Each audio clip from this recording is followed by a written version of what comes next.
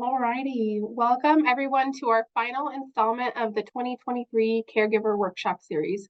I first want to thank our phenomenal presenter, Jane Barton. She's been amazing to work with over this whole year, and we've all learned so much from her vast depth of knowledge on this topic. Another huge thank you to Allie Eden, our interpreter for the fall series. She has been a vital part of our team ensuring language access and technical support for this program, and we could not have done this without you. Thank you very much, Allie. I would also like to thank Alice Bidmar, our amazing health communications coordinator, Allison Geary with marketing communications, and Kyle Schultz with our IT department for making this series a success. Without further ado, I welcome Jane Barton to present on the topic of collaborative care, a vitally important aspect of ensuring a healthy and prosperous life. Take it away, Jane. Thank you, Ginger. Let me pull my screen up here. And away we will go. So it's my delight to be here. I can't believe this is the last program in our series of When You Care, a virtual caregiving educational series. It has been a delight working with the Extension Service and also with Allie. And as always, I learned so much in the process of presenting and teaching. And I certainly want to extend a very warm welcome to those of you who have tuned in today, real time. And if you're viewing this video at a later date, just know that I'm sending you a virtual hug through cyberspace. I know your time is precious. And so today, my fervent hope is that you will hear something of benefit because I want to honor your time and also your willingness to share a little bit of the journey with me. Obviously, my heartfelt thanks to Colorado State University Extension for not only hosting this series of programs, but also sponsoring the event. It's greatly appreciated to have a time, a place, and a space to come together and to talk about some of the important issues related not only to caregiving, but to aging in general.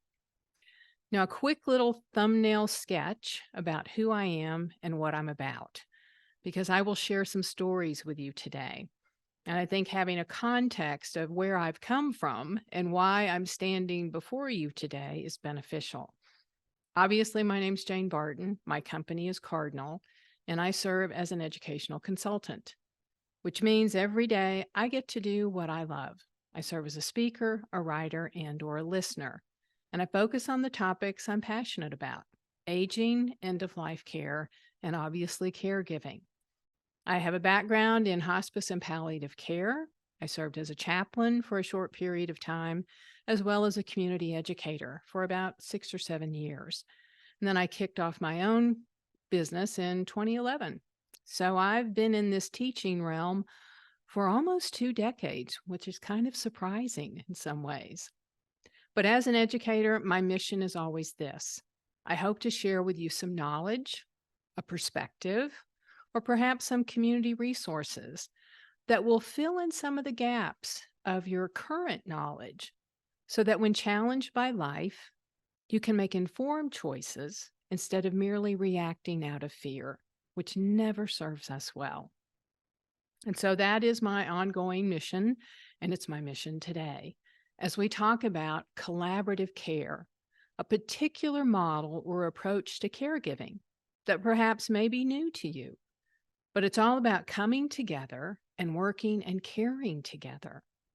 Now, this is somewhat countercultural as far as our society in the United States, because the most predominant model of caregiving today is that of a primary caregiver, one person who assumes the lion's share of responsibility. So, an individual that's trying to do all things and be all things all the time. And sadly, because of the duration of care typically required, they compromise their health and well-being in that journey. So I just want to give you an appreciation that maybe there's an alternative model out there, something that could serve you well or serve your family well. So for the time that we're together, these are the questions that we will consider. First, what is collaborative care? What do I mean by that? So we'll do a little definitional work first. Then I will ask you if you are resistant to assistance, because if you are, that's going to be a barrier to creating a collaborative care network. But the good news is You have a choice to overcome that resistance. And how do you do that? Well, I'm going to give you a model. I'm going to give you an image. And it's actually something offered by our feathered friend, the goose. So I'm going to invite you to raise your eyes to the skies and appreciate the wisdom of flying in formation. And then finally, we'll wrap up with kind of a review of all of the above, and I will articulate it through the cardinal rules of collaborative care. So let's jump into our topic today. Like so many of you that are listening in, I am by nature, nurture, and necessity a caregiver. And I had a pretty early call to care. I was 15 years of age when my mom was diagnosed with breast cancer. And as you might imagine, I was pretty clueless. I had no experience with caring for someone in that capacity. My mom had a terminal diagnosis, and my family gathered around her for 8.5 years until she died. And we learned a lot through that process. But initially, I was actually overcome by fear because I really didn't appreciate what had just happened. I didn't understand the disease process, and I didn't understand my role.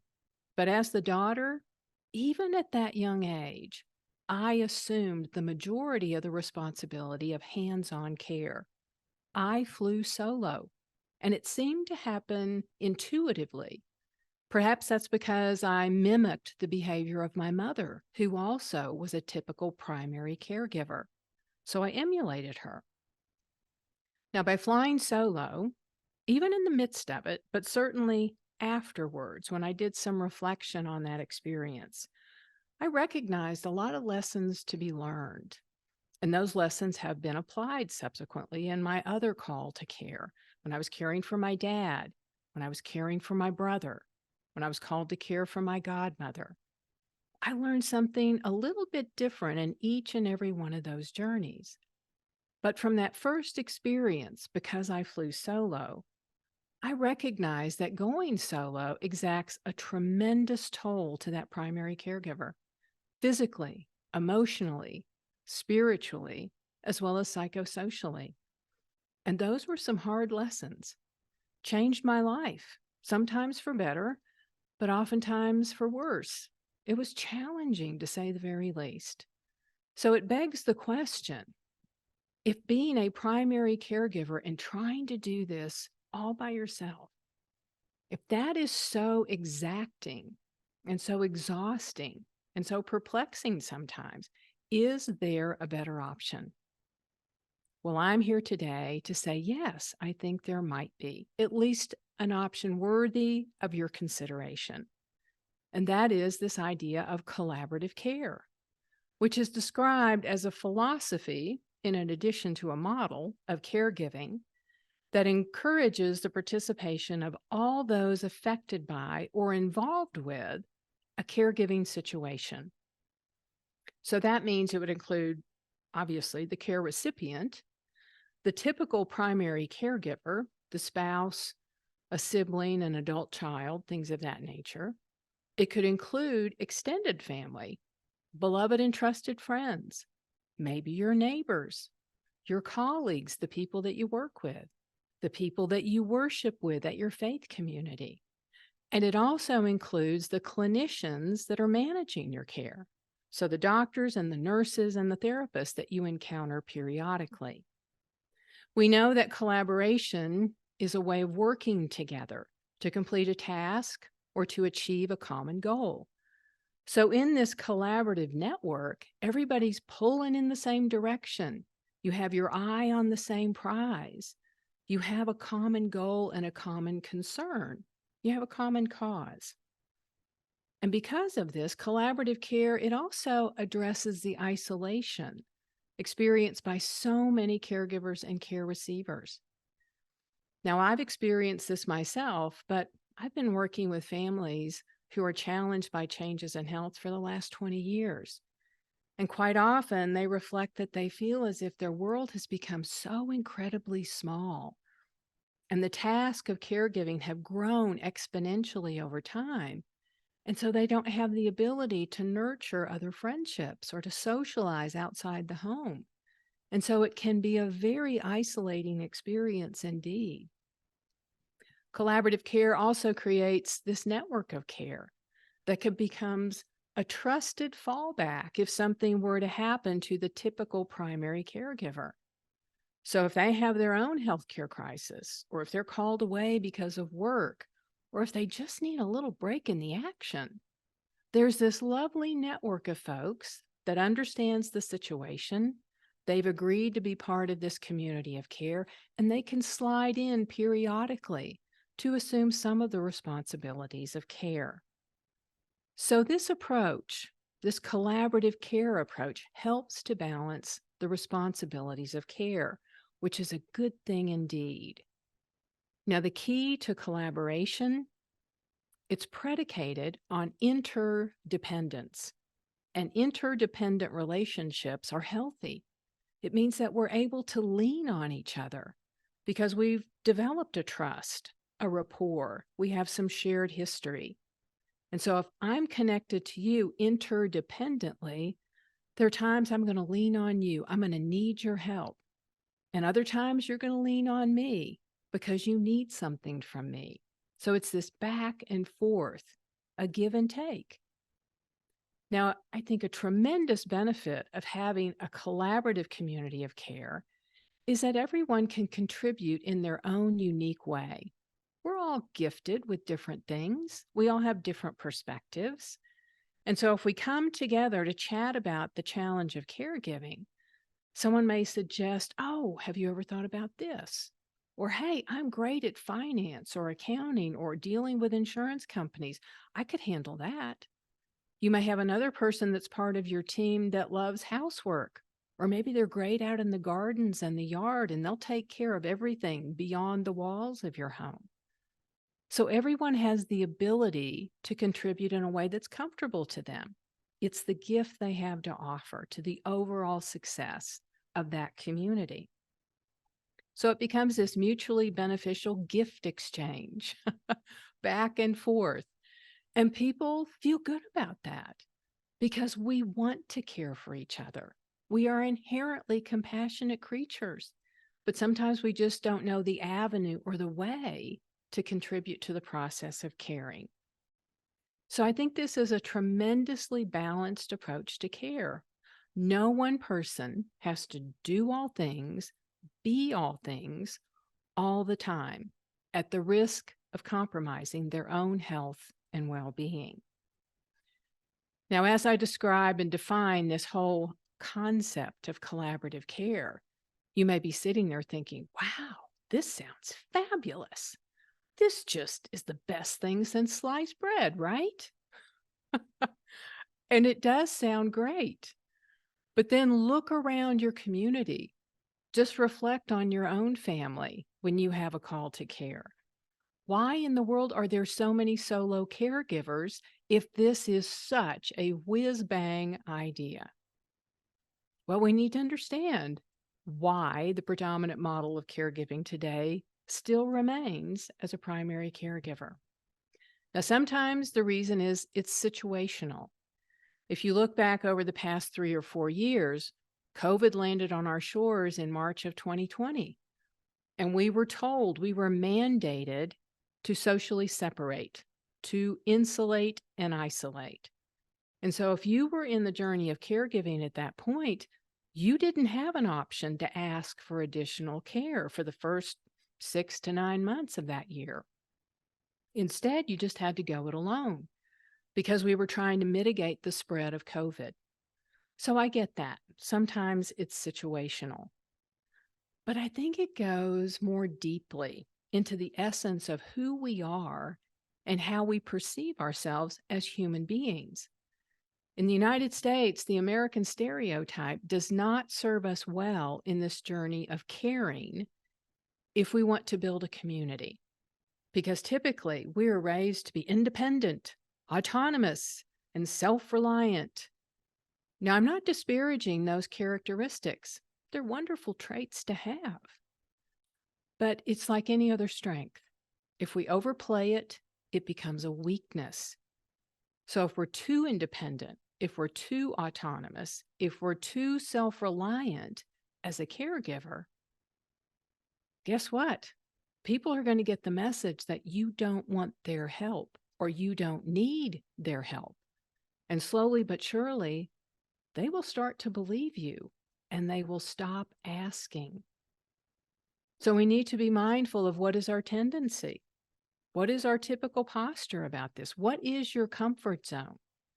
So we begin by looking at self-reflection. Are you more comfortable offering care or receiving care? If you need some help as a caregiver, do you reach out easily? Or do you feel a wee bit tentative or vulnerable and you're not comfortable with that? Or what if someone hears, okay, I heard something's going on in your family. Is there anything I can do to help you? They graciously offer without you even asking. When that happens, what's your typical response?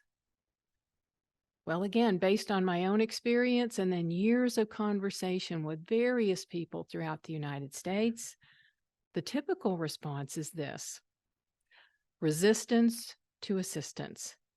People shut down, they pull within, they lower their chin, they get very determined to convince you that, oh, no, no, no, no, I've got it covered. I have things in control. Everything is working out as planned, even if it's not. Now, within the context of aging and illness, that resistance can come from either the caregiver or the care recipient. I've talked to many an adult child that has asked me, explain to me how I can convince my dad that I should help him. He doesn't want any help from me. He keeps telling me he's okay in his own home, and he won't allow me to help in any way. That puts a lot of pressure on that adult child. Also, the father will say, and if I do need some help, you don't hire anybody, don't bring anybody else in, because you're the only person I will trust at some point in time. So that restriction limits the adult child's ability to create a network of care. I've also spoken to many a caregiver that being the primary caregiver is how they self-define themselves. And they have this sense that they ought to be able to do everything or they should do everything. So they have a job description that they've written that is very onerous. It's very demanding, and they don't even recognize it's self-imposed. And it's hard to overcome that initially. Now, if you also find yourself protesting a wee bit too much, if someone offers to help you, or if you feel this demure smile spreading across your face, and in response to their offer to help you, you say, oh, thank you so much, but I'm just fine. We're fine.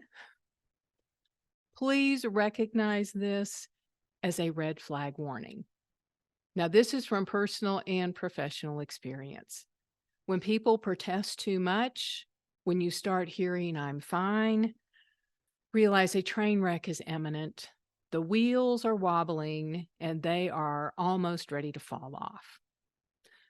So when we're called to care, this role description that we read, I think at the bottom of the page in bold print, there should be a warning that resistance to assistance may be hazardous to your health.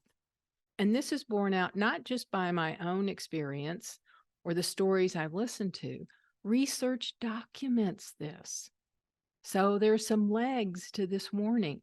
There's some credibility to it. And I don't want you to wait for the train wreck to realize a community is advisable. So if resistance to assistance can be hazardous to our health, how do we overcome it? If we choose to, it's going to be a choice, but how do we overcome it? Well, first and foremost, you need to recognize the roots of your resistance. Go to the source and then nip it in the bud if you choose to. Well, what are the more common roots of resistance? Again, over the years, I've identified these points of resistance in myself and others. And perhaps you'll resonate with some of these. Some people find it very difficult to ask for help when they need it as they are caring for someone because they fear rejection. I remember a very poignant conversation I had with a woman who was caring for her husband. And she said she'd been 24/7 a caregiver for probably 10 years, and she'd just hit her wall. And she said, I don't think I can do this anymore, but I'm afraid to ask anybody for help at this point because I can deal with this for a little bit longer, but I don't know that I can deal with rejection. What if they say no? So we had a long conversation about, well, if they say no, you're no worse off than you are now. So we had to kind of put it in the context of her needs, and her needs were great for assistance. Privacy may be the barrier for asking for and receiving help. When we were caring for my mom, this was a barrier for me in involving other people because my dad was incredibly private. He wasn't comfortable having other people coming and going in the assistance of my mother's health. So that put a lot more responsibility on my shoulders. Sometimes it's pride that gets in the way. We think we can do everything, or maybe we should do everything. So it goes to the ego. Denial also plays a role. And sometimes it's not even conscious denial. So an example of this would be, let's say someone in your family is diagnosed with a serious condition that's progressive. But initially, the requirements of care are fairly minimal. So as this disease progresses and the level of care required increases gradually, with each of those little incremental changes, that becomes the new normal that you become accustomed to. And so over the years of caring, that's just your life. And you don't even recognize how much responsibility you have. This can be resolved by an outsider just having a lovely conversation and recognizing, wow, you're doing a lot. I don't know how you cover all the bases. Just naming it for someone sometimes is that opening for assistance. Control, oh my gosh. Control is such a big barrier to asking for help because we think, okay, you can help if you do it my way, which is quote unquote the right way, which limits sometimes the people that you will involve in the plan of care. I'm going to share with you a story that will certainly paint a picture of what this could look like. Family traditions and cultural norms, sometimes within a family, it is not allowed for outsiders to be involved in the intimate daily activities of care. That would be shameful. It's the responsibility of the eldest child, perhaps. Those norms and standards, those cultural norms need to be honored. And we can work around that. We can develop concentric circles of care. So you can have a community that is committed to running the errands, buying the groceries, picking up the mail or prescriptions, helping with the scheduling of appointments. And then the immediate family can, again, accommodate those cultural norms and take care of that individual in the way that they are expecting. Isolation can also be a barrier to creating a community of care. Again, many of these disease processes go on for years, if not decades. And oftentimes we lose touch with friends that are beloved and had been a vital support to us early on. But as the journey continues, those relationships start to fade away. And then there's no one to ask to be part of our caring community. And then finally, a very problematic barrier to creating a communal model is secrecy within a family. That would relate to addictive behaviors within the home, whether it's alcohol or drug abuse. If there is a history of family violence, which could be physical, could be abuse financially, emotionally, sexually. These are secrets that families want to keep within the four walls of their residence. And another secret that many people are hesitant to disclose is if they have a tendency to hoard. So they're going to keep everybody beyond the front door. You don't get to come into my house and see what I've collected over the years.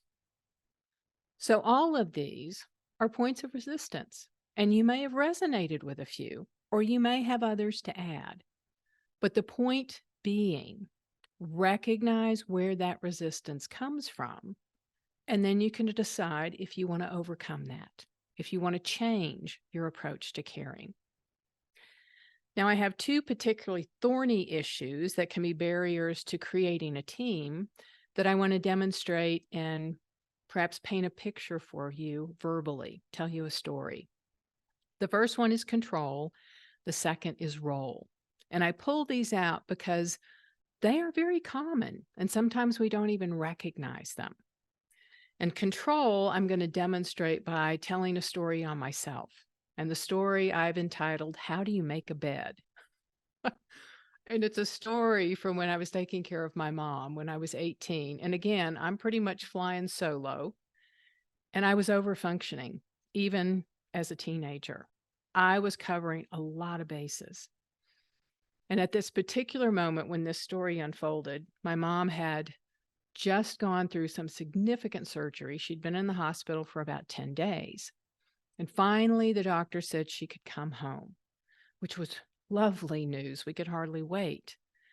So while my dad and my brother stayed at the hospital and they were waiting to sign all the papers, I ran home to mow the yard, clean the house, wash the linens, and make lasagna for dinner.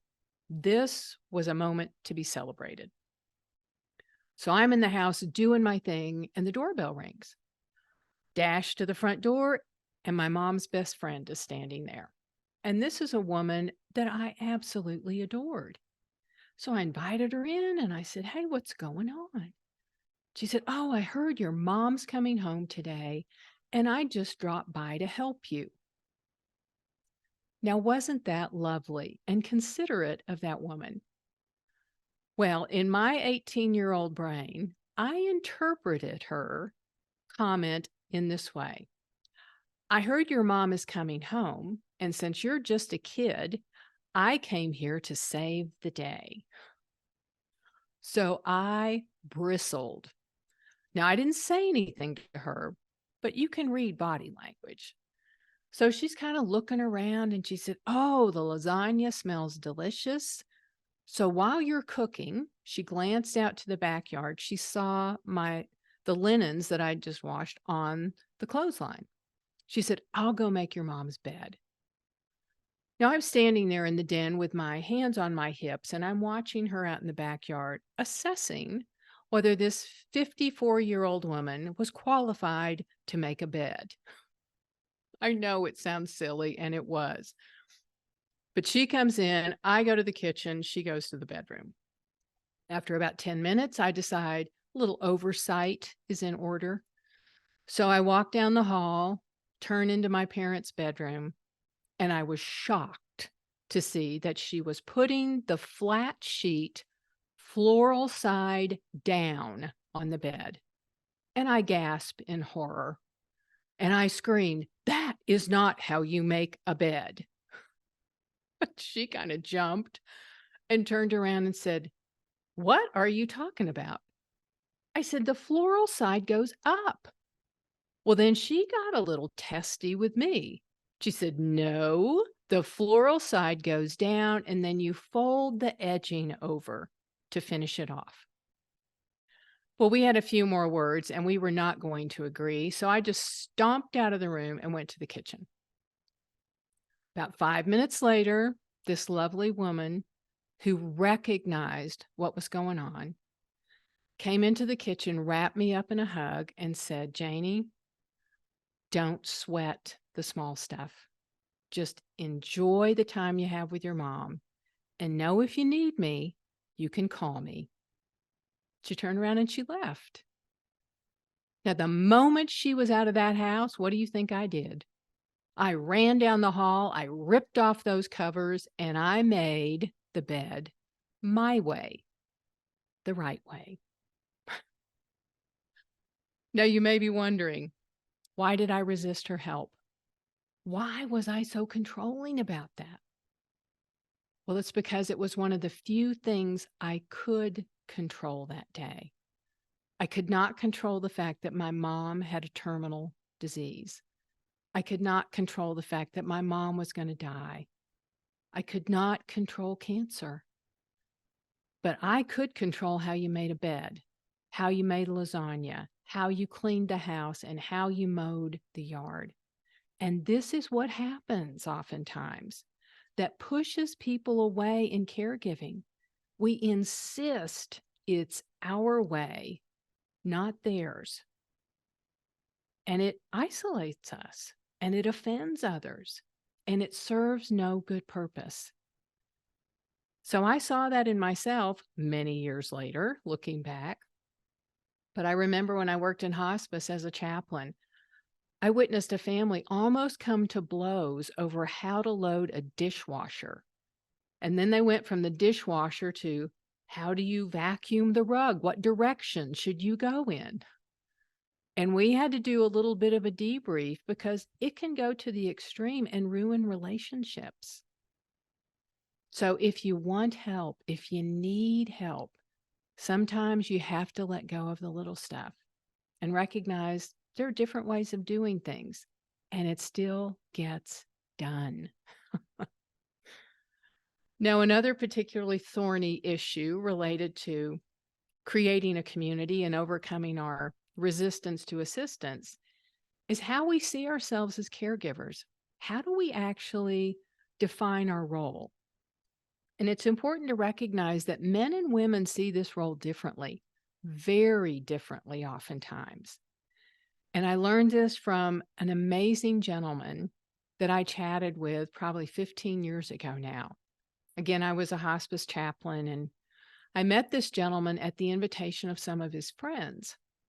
And the story I'd been told is that he'd been caring for his wife for 5 years at that point in time. She had Alzheimer's disease and was in the middle stages. And 24/7, he was on point. And both of these individuals were well into their 80s. So this was a large responsibility. It was exhausting for him. And he had a lot of friends. They would drop by and offer to help, and he would always say no. Again, saying, I'm fine. Thank you very much. But they recognized he was anything but fine. So they asked me to come in since they'd come to some of my programs on collaborative care and just to explain to him what it's about. So one morning I knocked on his door. We introduced each other, and he had a pot of coffee and some lovely little pastries set out. His wife was sleeping in the bedroom. And so I asked him, I said, what's a typical day like for you? Just so I understand kind of the rhythm of your day. And so he told me. He wasn't complaining. He wasn't whining. He said, every day's pretty full. I have to help my wife get out of bed, and I help her shower and get dressed. And then I make breakfast. We usually have some kind of doctor's appointment or support group or therapy appointment. I take care of the apartment. I buy groceries occasionally, and then I'm cooking all of the meals. And as I listened to him, I said, that's a lot every day. And he said, yeah. I said, well, it's obvious you adore your wife. He goes, oh my gosh. He said, we've been married forever, over 60 years, met in elementary school. And I said, well, she's very blessed to have you. But I said, it's also obvious to me that being a caregiver, it's taking a toll on you. And everything changed when I used the word caregiver. He became enraged. And he jumped up from his chair, and he's towering over me at this point. And he said, I'll have you know I am not a caregiver. I thought, okay, 10 minutes into this is going well. So I stood up and I said, sir, I'm sorry if I offended you. But if you don't resonate with the role of caregiver, I said, how do you describe yourself? He said, I'm a husband. I vowed, for better or worse, in sickness and in health, until death do us part, I'm taking care of my wife, and that's what I'm doing as her husband. Click went my brain. We were using different language, different descriptors. So I asked if we could start our conversation over, and he graciously agreed. So we sat down, and I then asked him, as a husband, what can only you do with or for your wife? And he thought about that for a few minutes. And he said, well, we have such a long history. Even though cognitively she's not 100%, occasionally when we look at the family album, she'll recognize a face or it will spur a memory. She still enjoys some of the movies that we grew up with, certainly the music from our high school and college days. She really gets a kick out of. And she loves to walk in the gardens around our apartment. And I said, well, those are lovely things. And how often do you get to do that? And he looked really sad and despondent. And he said, not often, because we have all of these other things we have to do that I have to do. I said, that's why I'm here. Your friends want to take care of all those other things for you, the stuff, so you can be a husband again, so you can savor these moments with your wife, doing what only you can do. That's what they're offering you. That's a tremendous gift if you're willing to accept it. And he looked at me and his eyes filled up with tears, and I still get choked up by this. I can see him today. And he just started weeping. And he said, I didn't know I could ask. I thought it was my job as a husband to do everything.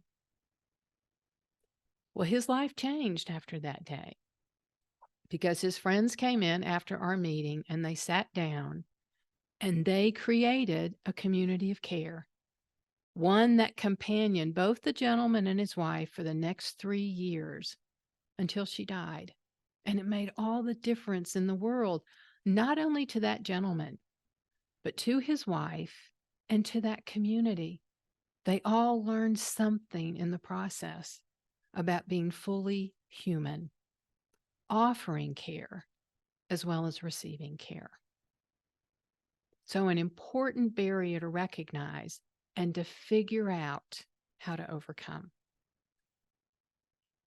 So the message is, know what triggers your resistance, and then you have a choice to make. You can choose to continue flying solo. I'm not saying that's wrong or that you shouldn't, but be aware there are inherent risks if you choose to try to do everything all the time. It will compromise your own health and well-being. Now, if you're curious, if I have you somewhat hooked on this idea of collaborative care, let's investigate how to do this, how to graciously give and receive care. Let's learn what makes collaborative care tick.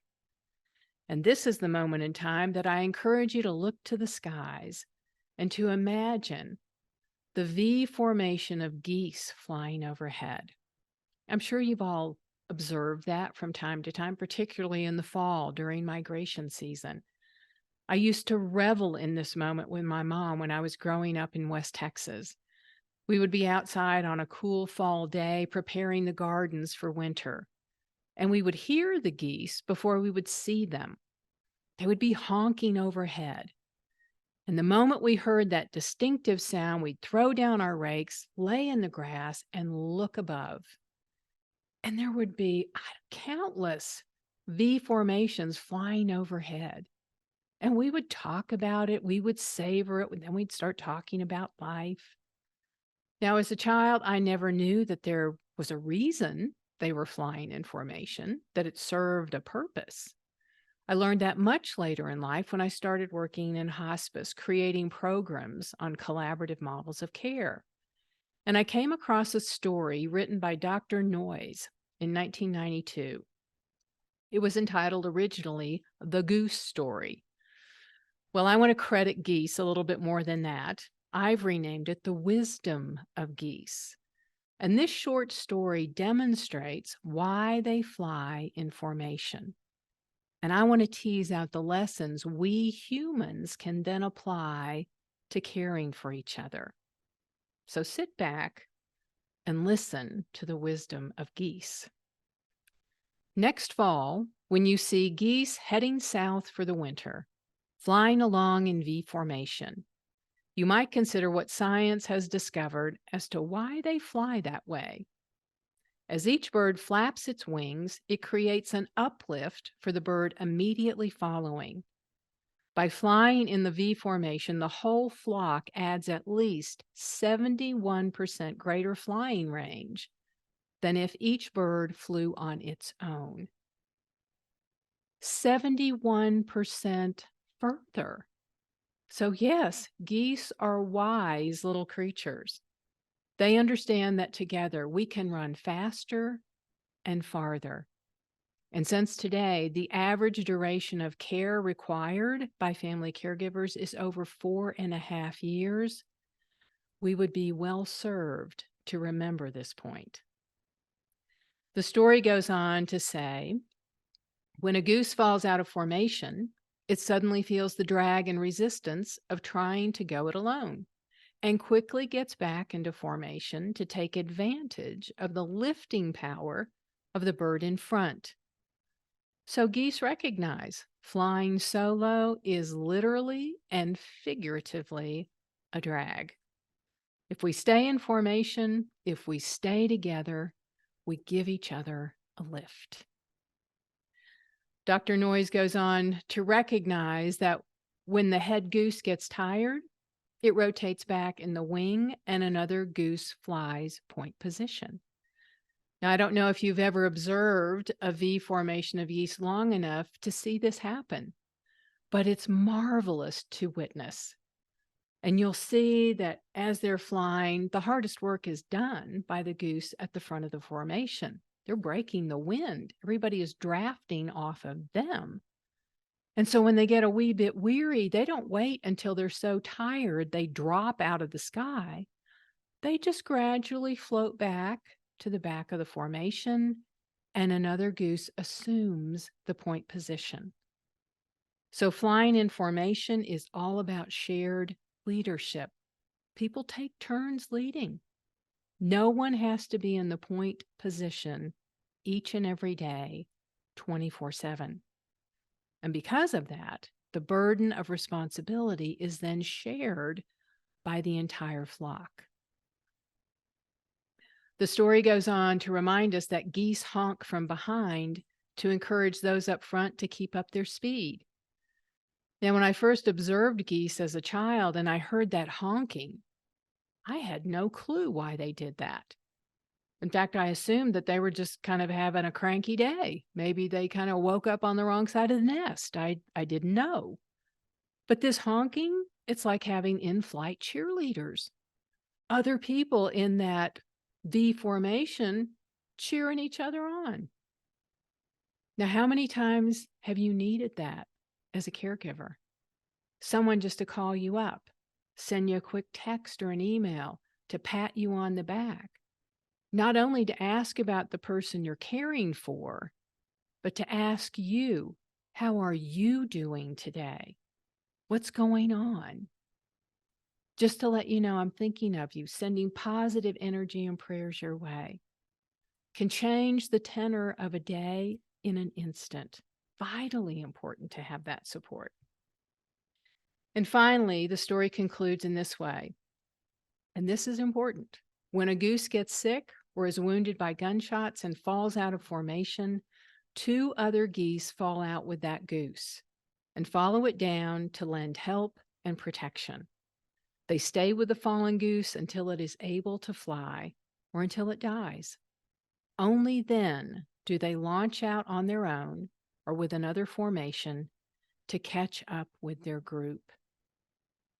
So geese are there for the long haul.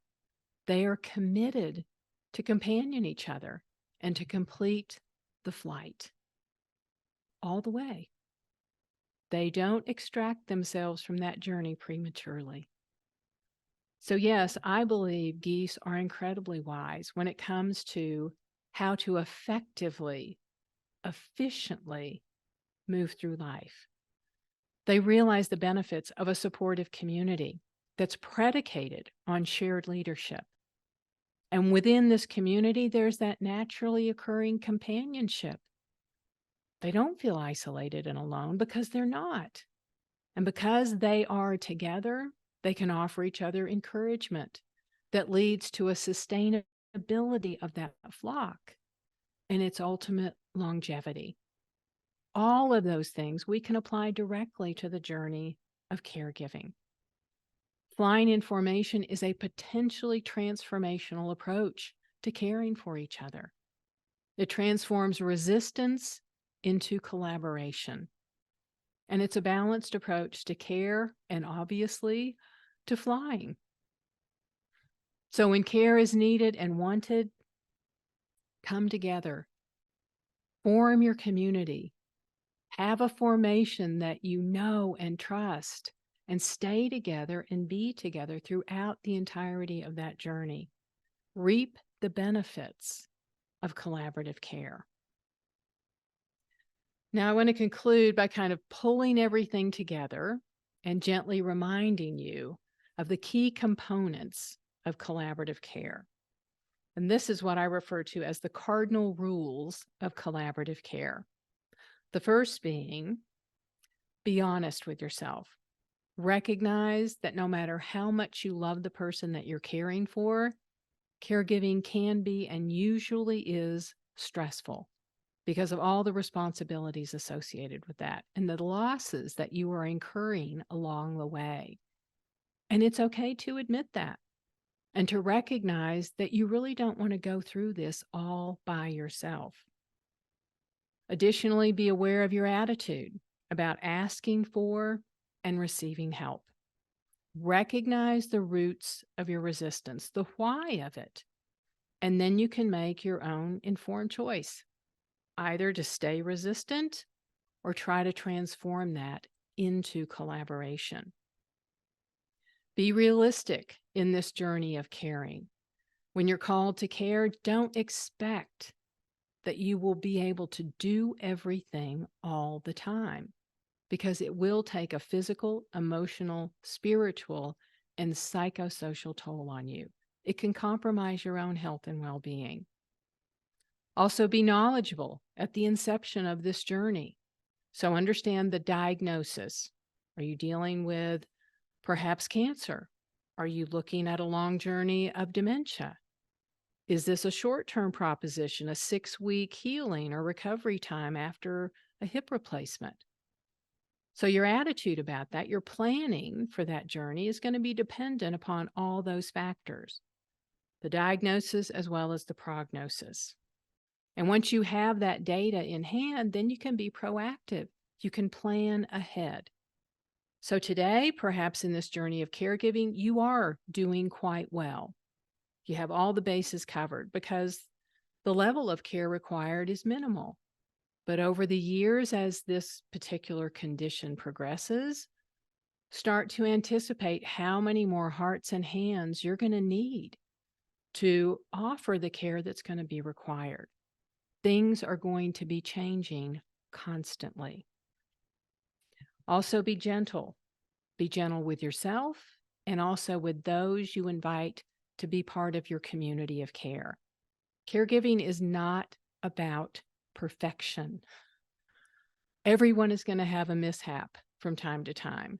They're going to go off in the wrong direction. You're going to get crossways with other family members because we are all imperfect beings.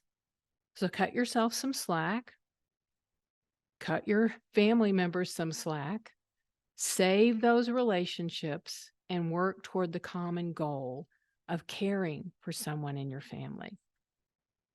Also, be open to new possibilities, new ways of caring, maybe even a new way of making a bed.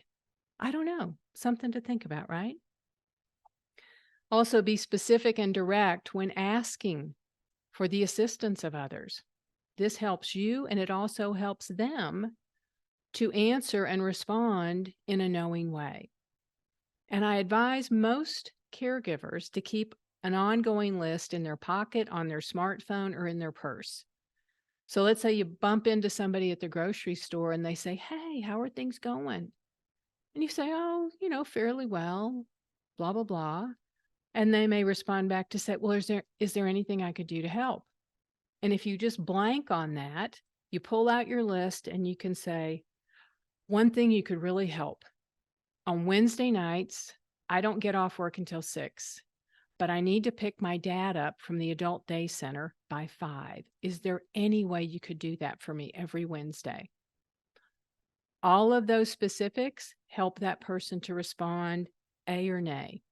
And if they can't help you with that task, maybe there's something else that would fit into their schedule.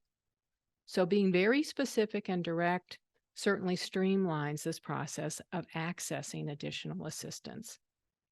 And if you are going to include other people in your plan of care, if you want to create a collaborative team, you need to be organized because you want to honor their time. There's nothing worse than having 6 of your great friends showing up on your front porch the same day, the same time, saying, "We're here to help." And you don't need that much help. So you need to kind of get your ducks in a row. Identify the task that you need assistance with and all the specifics related to that: dates, times, places. Now, you may be wondering, how do I do that?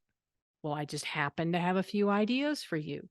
There are some great online resources and tools to help you put a team together, to stay organized, to fly in formation in an efficient, effective way.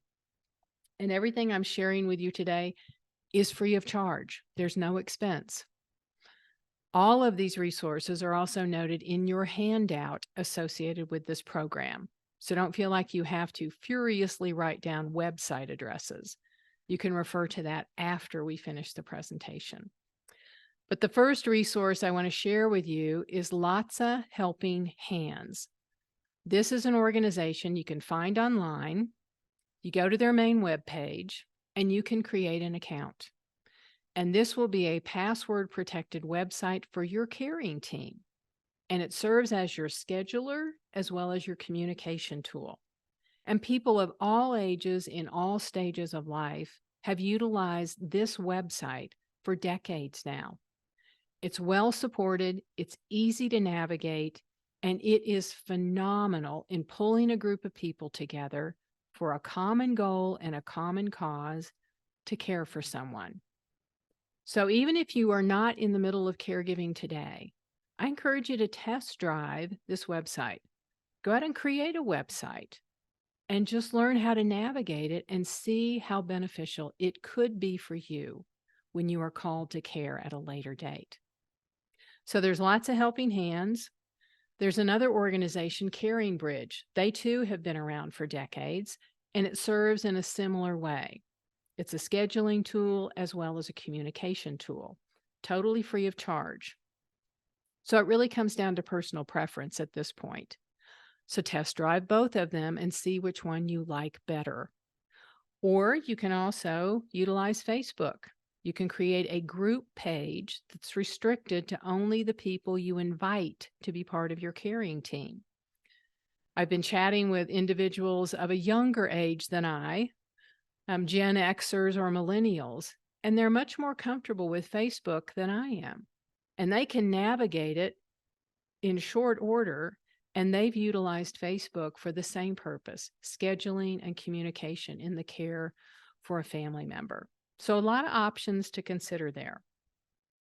I would also highly recommend that you incorporate utilizing Colorado Respite Coalition as part of your plan of care. This is a wonderful organization for anyone living anywhere in Colorado. They're affiliated with Easter Seals. They provide educational forums in person and online. They have a lot of resources that you can discover, and they have a voucher program for respite care to help you defer the cost of paying someone to come into your home for a few hours or maybe even a day to care for your loved one, giving you a break, allowing you some time to do something else other than caring. So if you're not familiar with CRC, I highly recommend, again, that you take a little bit of time to educate yourself online. Another phenomenal resource in creating this collaborative network of care and gathering all the information you're going to need. You may not recognize that AARP, one of their main initiatives, revolves around family caregiving. They have a family caregiving resource center that has information on all aspects of caregiving. They have an online support group. There are 2 other websites they support, and all of these links, again, are noted in the bibliography of the handout. I'm a firm believer that knowledge is power, and by just taking some time, maybe 10 minutes every day, to read an additional article or to watch a video, you may gain an idea that you're like, wow, this would be great. This is something we can utilize with mom or dad or perhaps my spouse. So, again, take a little bit of time, gather the information that you need. I also encourage families to form a relationship with disease-specific agencies in their community. So if someone in your family has been diagnosed with Alzheimer's disease, contact your local chapter. The same is going to be true with a diagnosis of ALS or MS, heart disease, cancer. Whatever it might be, these disease-specific agencies have resources locally. They also have online and in-person support groups, and periodically they will offer education specific to that disease process. It can be a lifeline for family caregivers. And a great planning tool, again offered by AARP, that I encourage you to download, again free of charge. It's in a PDF format. It's a brochure entitled Prepare to Care. You can just Google that if you don't want to deal with the long address on the internet. But if you Google Prepare to Care, you can download it, and it gives you 5 steps to plan for caregiving. And it's a great review. You may think you have everything organized, but maybe you forgot one thing. And this may be that reminder that you need to kind of fill in that blank. I've used this brochure for caregivers over the last 20 years. It's phenomenally comprehensive, it's readily accessible, and it's quite easy to implement. So in summary, collaborative care, it creates a solid foundation of care from which to care for a family member or a friend. And I think it's magical, but I know it's not magic. It doesn't just happen by wanting it or wishing for it. It does take a little bit of time and concerted effort on the front end to get your plan in place, to identify who you want to be part of your collaborative team. But it's time and energy well spent, because that community, just like the geese, they will commit to be with you for a significant period of time. That's part of the contract with each other. We're doing this together. We're going to be better together, because no one person has to do all things all the time. So always remember, as Helen Keller told us, alone we can do so little. Together, we can do so much. Now, I always have a little closing ritual, one more thing to share with you before we go into our questions and comments. And today, in light of our conversation, I wanted to share with you something I wrote a few years ago. It's the conclusion of my book, Caregiving for the Genius. And it is a caregiving benediction. And since we will all be called to care at some point in time, and we will all need care, this is my fervent hope and prayer for each and every one of us. A benediction is a short invocation in which we ask for help, blessings, and guidance. Therefore, there is no better way to conclude our conversation about the journey of caregiving than with a benediction. We need all the help we can get as we care for each other. So as the caregiving journey unfolds one step at a time, may we all be blessed in the following ways. May we have the courage to care for each other. May we feel companioned in the caregiving journey. May we have the wisdom to prepare to care. May we have sustaining faith to confront our fears. May we graciously offer and receive help. May we discover strength unimagined during times of loss. May we remain hopeful during the times of trial. May we recognize the sacred in the ordinary. May we engage the journey one step at a time. May we be grateful for the moment. May we humbly answer the call to care. And may we listen well, love deeply, and live fully all the way to the end of the road. May it be so. So just a little reminder, if you're looking for additional resources related to caregiving, aging, or end-of-life care, check out my website at cardinallife.com. I have a lot of links to other information.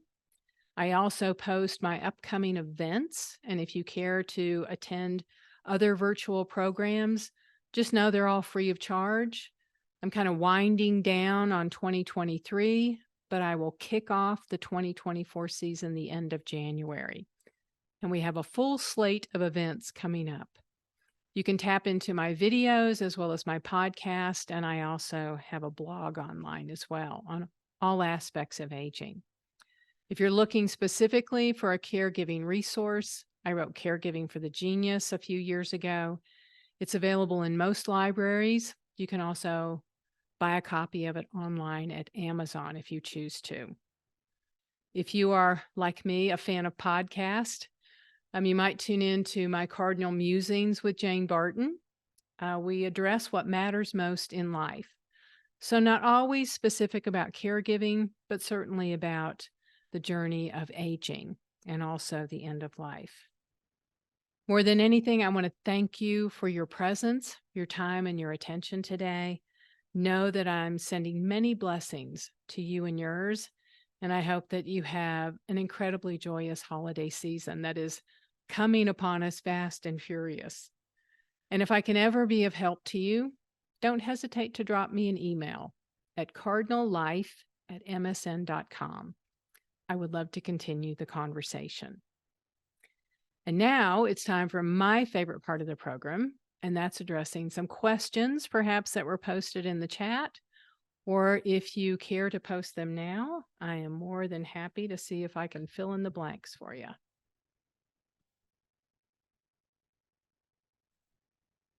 Wonderful. Thank you so much, Jane. Yes, if anybody has any questions, please post them in the chat. Let's see. I have one question here. It says, do you have any advice, excuse me, for collaborative care among agricultural families in rural areas? For instance, my uncle has Alzheimer's and my aunt is his caregiver. They are both older and still live on the family ranch, but their two kids run day-to-day operations and don't usually have spare time or money to hire a helper to give my aunt a break from caregiving. This is a challenge in the rural parts of our state, actually throughout our country. If you don't have neighbors or communities that are within a short distance, like next door, if people have to drive a considerable distance, it's very difficult. One way you can bridge some of the gap for some aspects of the caregiving journey is to leverage technology. So you can use Zoom, you can use other communication tools, some social platforms to address the issue of isolation and folks that feel lonely and alone in this particular journey, whether they're the care recipient or the caregiver. But if you need hands-on care day in and day out, you're going to have to try to do some recruitment. And sometimes if individuals have been part of a faith community, sometimes this can be part of their social outreach. So you might explore that possibility if there are a group of people within a congregation that are willing to say, let's help in sharing the care. That might be a resource that's available as well. But again, if it's a sparsely populated community, it's really a difficult proposition. Thank you, Jane. Let's see, we've got another one in. How can we avoid resentment between siblings when sharing caregiving responsibilities for parents? This is a very common concern and issue within families because more often than not, there is a sibling that may be assuming most of the responsibilities of care. When that happens, either by design or by default, that individual can become resentful. And sometimes this occurs because there's one sibling that lives close to the aging parent and the other siblings are long distance. So they're just not there to care as frequently. When that situation occurs, lines of communication need to be reinforced. Rules of engagement need to be established so that people will speak to each other respectfully instead of lashing out in anger or resentment or frustration, because you want to maintain those relationships as best as possible because you truly need each other right now. But also recognize when you're dealing with a caregiving situation, families are not on their best game. They're dealing with all the emotions and the fears and the uncertainty of what may happen down the road. And sometimes just by admitting that, naming that for each other, and honoring that, yeah, this is tough. This is not an easy part of our journey, but we're going to do it better if we commit to stick together. And so if one sibling, they're predominantly the hands-on caregiver, well, the other two siblings, if there are three, maybe they agree to maybe chip in a little bit more money if they need to hire some professional care and augment that. Or they say, I can fly in for a week in December and give you a break. So you take a week off, I'm going to slide in. So you start to negotiate how to balance out the various responsibilities of care. But this isn't something that usually happens with one conversation. It's going to be ongoing. And I think one of the biggest challenges for families with caregiving, it's ever changing. Just when you think you have everything covered, something else happens. A new diagnosis, a new symptom, a drug that's not working, a new drug that's prescribed. And so you always feel like you're off balance, and it can be exhausting. Absolutely, Jane. I would add to that, especially working with older adults. There are senior service coordinators through our area agencies on aging that can help have those conversations as well too. Sometimes you just need a third party to, vent to or help you have those conversations with families, especially if there are dynamics there that are not always the most healthy. So that's one solution that can be really helpful. I would also check too, and on our own mental health, maybe we need to seek out some counseling that can help us learn some skills to address some of those hard conversations as well too. So there are definitely a lot of options out there to help. I will say from CSU's perspective, we did hire behavioral health specialists in our rural areas. And so if you're interested in learning more about behavioral health in your region, or for yourself or an organization, you can reach out to me and we can get you guys connected. We have some resources for especially rural areas. There are 6 free counseling sessions that we have access to, and we can get you that information. I can send that in your email. So yeah, there are definitely resources out there. You just have to know about them. So we're here to help connect you. Let's see. And I love that suggestion, Ginger. Also, in some situations, families can really benefit by filling in some of the gaps of care by bringing in a professional. And I know that you can't buy all the care that you need. I mean, it's just too costly. But there is an expert referred to as a geriatric care manager that can help your family navigate the healthcare system and also apprise you of some of the resources that are available in your community. And usually these individuals will give you a free consultation just to figure out if this is going to be a good fit and what do you need and are they able to provide that. And then from that point forward, sometimes it's an hourly rate, sometimes it's just a one-time charge. But that can really be beneficial and save you a lot of time and angst and frustration because they know the system. They know what's possible. And they can also recognize some of the needs perhaps you haven't become aware of yet. Absolutely. That's a great suggestion, Jane. Thank you. Let's see, I'll leave it open for maybe 1 minute or so for any other questions. While we're waiting on that, I did want to make sure everybody saw in the chat, I put the link to the handout that Jane was talking about. I'll also send that in your email as well, so you'll have a copy of that. I'm also going to put a link in here for our survey. We would just love your feedback on today's session, what you loved about it, what you would like to see in the future. We're looking at 2024 and what we'd like to do in the future to carry this on. I'm also going to add another link here. CSU Agribility is a wonderful group. They're the group that has hired our behavioral health specialists, and they're going to be doing some winter workshops around healthy aging and agriculture around the state. So if you're interested in that, I'll send that in your email as well too. We've got some dates coming up.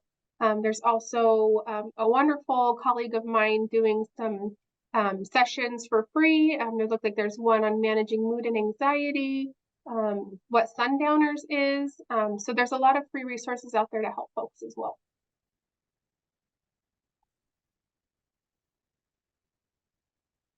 Okay, it looks like we don't have any new questions in. I just want to thank everybody for attending.